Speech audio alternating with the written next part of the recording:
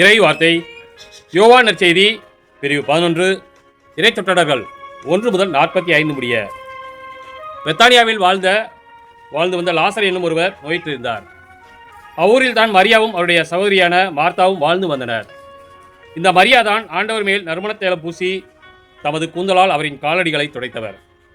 நோயிற்றிருந்த லாசர் இவருடைய சகோதரர். லாசரின் சகோதரிகள் இயேசுவிடம் ஆள் அனுப்பி, ஆண்டவரே, உம் நண்பன் நோயிற்றிருக்கிறான் என்று தெரிவித்தார்கள். அவர் இதை கேட்டு, இந்நோய் சாவில் போய் முடியாது, கடவுளின் மாட்சி விளங்கவே இவன் நோயிற்றான், இதனால் மானிட மகனும் மாட்சி பெறுவார் என்றார். மார்த்தாவிடம் அவருடைய சகோதரியான மரியாவிடமும் லாசரிடமும் இயேசு அன்பு கொண்டிருந்தார்.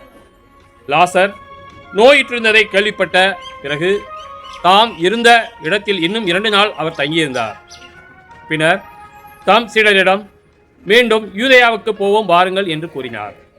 அவருடைய சீடர்கள் அவரிடம், ரபி, இப்போதுதானே யூதர்கள் உண்மையில் கல்லெறிய முயன்றார்கள், மீண்டும் அங்கு போகிறீரே என்று கேட்டார்கள். இயேசு மறுமொழியாக, பகலுக்கு 12 மணி நேரம் உண்டு அல்லவா? பகலில் நடப்பவர் இடறி விழுவதில்லை, ஏனெனில் பகல் ஒளியில் பார்க்க முடிகிறது. ஆனால் இரவில் நடப்பவர் இடறி விழுவார், ஏனெனில் அப்போது ஒளி இல்லை என்றார். இவ்வாறு கூறிய பின், நம் நண்பன் லாசர் தூங்குகிறான், நான் அவனை எழுப்புவதற்காக போகிறேன் என்றார். அவருடைய சீடர் அவரிடம், ஆண்டவரே, அவர் தூங்கினால் நலமடைவார் என்றனர். இயேசு அவருடைய சாவை குறிப்பிட்டே இவ்வாறு சொன்னார். வெறும் தூக்கத்தையோ அவர் குறிப்பிட்டதாக அவர்கள் நினைத்தார்கள். அப்போது இயேசு அவரிடம், லாசர் இறந்து விட்டான் என்று வெளிப்படையாக சொல்லிவிட்டு, நான் அங்கு இல்லாமல் போனது பற்றி உங்கள் பொருட்டு மகிழ்கிறேன், ஏனெனில் நீங்கள் என்னை நம்புவதற்கு இது ஒரு வாய்ப்பாகிறது. அவனிடம் போவோம் வாருங்கள் என்றார். திரும் என்னும் தோமா தம் உடன்செயலரிடம், நாமும் செல்வோம், அவரோடு இறப்போம் என்றார்.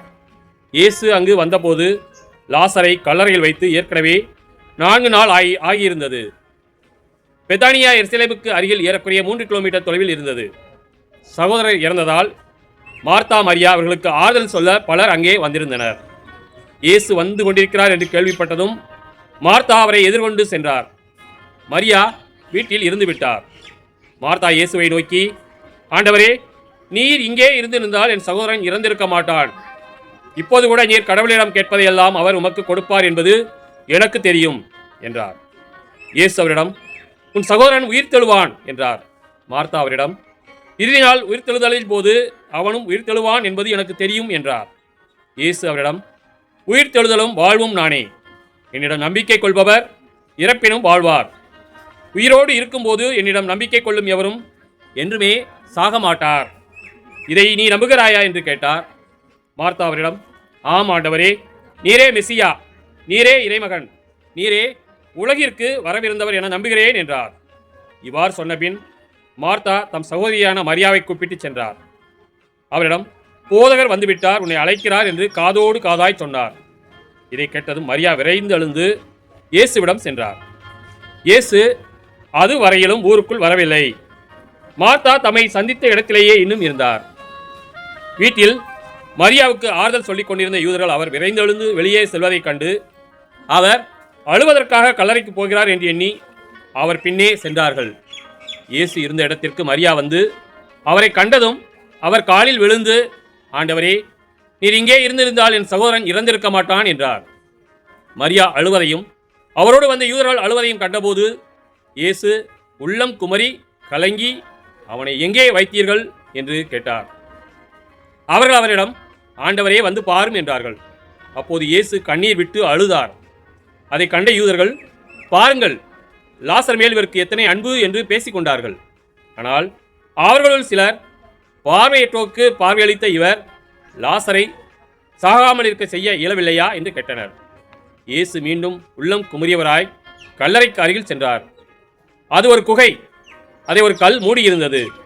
கல்லை அகற்றிவிடுங்கள் என்றார். இயேசு இறந்து போனவரின் சகோதரியான மார்த்தா அவரிடம், ஆண்டவரே, 4 நாள் ஆயிற்று, நாற்றம் அடிக்குமே என்றார். இயேசு அவரிடம், நீ நம்பினால் கடவுளின் மாட்சிமையை காண்பாய் என நான் உன்னிடம் கூறவில்லையா என்று கேட்டார். அப்போது அவர்கள் கல்லை அகற்றினார்கள். இயேசு அண்ணாந்து பார்த்து, தந்தையே, நீர் என் வேண்டுதலுக்கு செவிசாய்த்ததற்காக உமக்கு நன்றி கூறுகிறேன். நீர் எப்போதும் என் வேண்டுதலுக்கு செவிசாய்க்கிறீர் என்பது எனக்கு தெரியும். எனினும் நீரே என்னை அனுப்பினீர் என்று சூழ்ந்து நிற்கும் இக்கூட்டம் நம்பும் பொருட்டே இப்படி சொன்னேன் என்று கூறினார். இவ்வாறு சொன்னபின் இயேசு உரத்த குரலில், லாசரே, வெளியே வா என்று கூப்பிட்டார். இறந்தவர் உயிரோடு வெளியே வந்தார். அவருடைய கால்களும் கைகளும் துணியால் சுற்றப்பட்டிருந்தன. முகத்தில் துணி சுற்றப்பட்டிருந்தது. கட்டுகளை அவிழ்த்து அவனை போக விடுங்கள் என்று இயேசு அவரிடம் கூறினார். மரியாவிடம் வந்திருந்த யூதர் பலர் இயேசு செய்ததைக் கண்டு அவரை நம்பினர். கிறிஸ்துவின் நற்செய்தி.